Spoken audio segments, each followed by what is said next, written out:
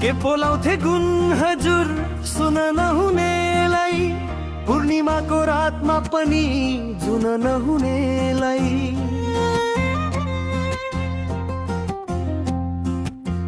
ठेस मारी मारी भन्छन् लाउँछन् बाण बचन, दुखीलाई दुखै दिने कस्तो निठुर चलनम। दुखीलाई सहारा दिने गइसकेछ चलनम।